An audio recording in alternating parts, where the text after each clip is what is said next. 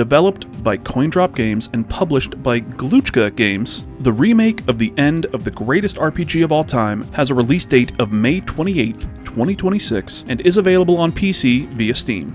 Game code supplied by Plan of Attack for review.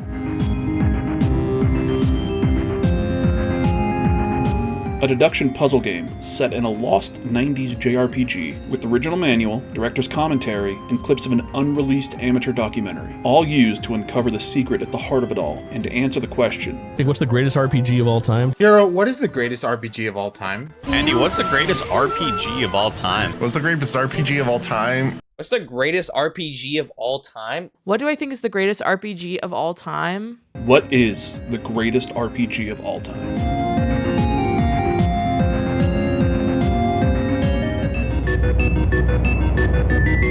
Just from hearing that question, you have something that comes to mind, don't you? Maybe it's or maybe even whatever your answer. Think about that first time you played it and the feelings that you had. The characters you grew to love over dozens and dozens of hours. Stories that took you on a ride, full of twists and turns, betrayals and alliances. Minigames where you craft the best pocket circuit racer in all of Kamurocho.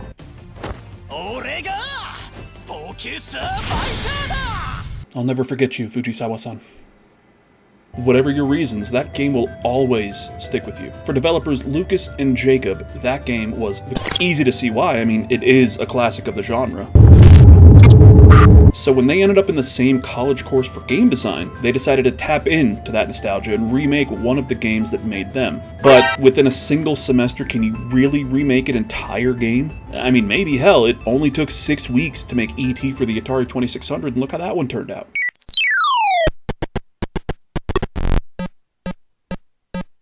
Alright, it may have been the right choice with the limited amount of time to just remake the ending of the game, but anyway, actually playing TROTEOTGRPGOAT is fairly straightforward. It absolutely nails the feeling of booting up a game that you haven't touched for a while, where you load into a file that's like 99% finished, and you need to quickly relearn how to do everything. How do I walk around? Where am I going? What is even happening in the story at this point? And who the f*** is Madeline? But just like a supportive partner, this game believes in you, and it knows you're going to do a great job. As you walk through this final dungeon, ostensibly on the way to a final boss, you'll come across audio commentary tracks from the developers, explaining why they wanted to remake this game, and how they decided on some radical changes needed to bring this game into the modern age. Without just giving everything away, you're going to want to pay attention to these audio files and the video clips from what I assume is some sort of shelved documentary that these dudes were making about the development of this remake, because those really are going to be your only clues to help you escape from this loop and figure out what the hell is going on. Don't worry if you can't remember exactly how to play, since it may have actually been decades since you last touched it. Scattered throughout this remake are pages from the official game guide, with handwritten notes all over it to help jog your memory. It even includes a nice refresher on your party. Leader and player character Rose Rynan, diminutive robot Robert the Robot, feared undead pirate Captain No-Beard, and who could forget everyone's favorite party member, Darkheart. Remember Darkheart, right? Remember Darkheart, right?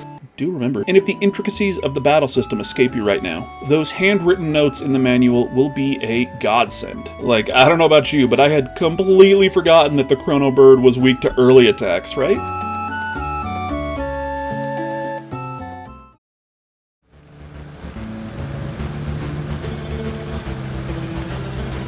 At the end of the day, the remake of the end of the greatest RPG of all time is an interesting game, and at a reported 4 to 6 hours, it took me 16 hours. I'm not a smart man. It makes for a very good time.